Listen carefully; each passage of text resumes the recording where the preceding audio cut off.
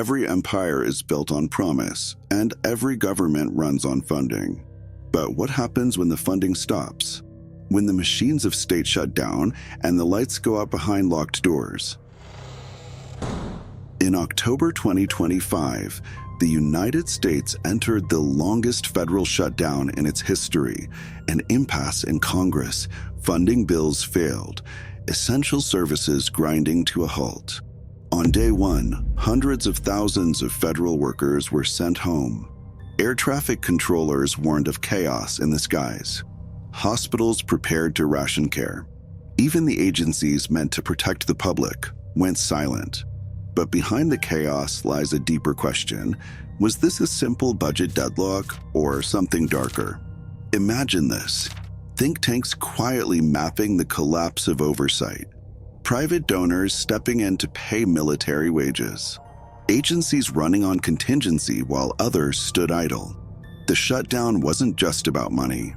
It was about power and about who keeps running things when the system breaks. Somewhere in the corridors of Washington, a phrase began to echo cultural recalibration. Not a reallocation of funds, but a rewriting of control. Across the country, lights dimmed in federal buildings. But the data centers never stopped humming. Servers deep underground kept exchanging encrypted packets, even as employees were told to go home. If the government was offline, who was still connected? In Nevada, flight patterns changed. In Virginia, a power substation failed seconds after a Department of Defense node went dark. It looked random. It wasn't. An internal memo described AI-supervised continuity systems, automated decision models allowed to run without human approval during shutdown conditions. Machines keeping the state alive when humans could not. No one outside that circle was meant to know they existed, but traces appeared in traffic data, in energy grids, in financial algorithms that never went dormant. While millions of citizens lost paychecks, a silent digital architecture continued to operate flawlessly.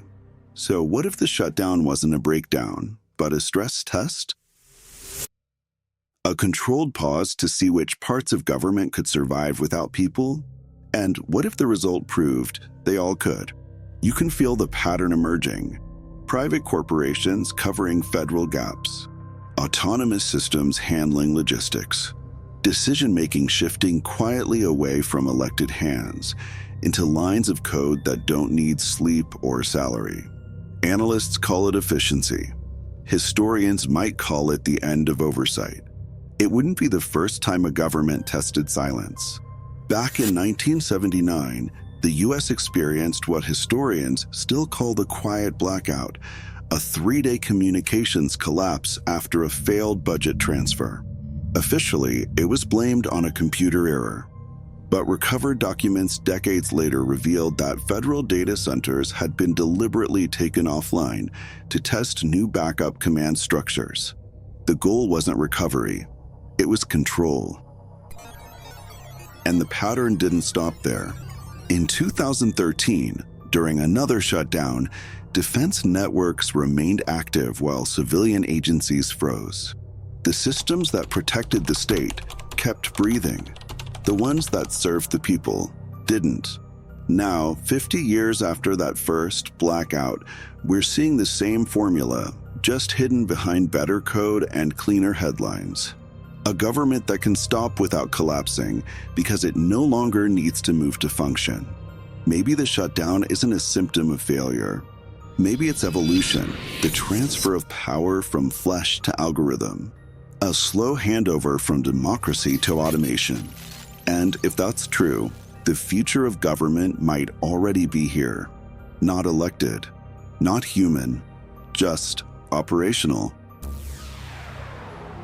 Because when the control of the state can be paused, the control of society becomes a different game. And if this shutdown was a rehearsal, the next one won't need humans at all. I'm Dr. Elias Ward, and this is AI MindBlow, where truth learns to whisper back.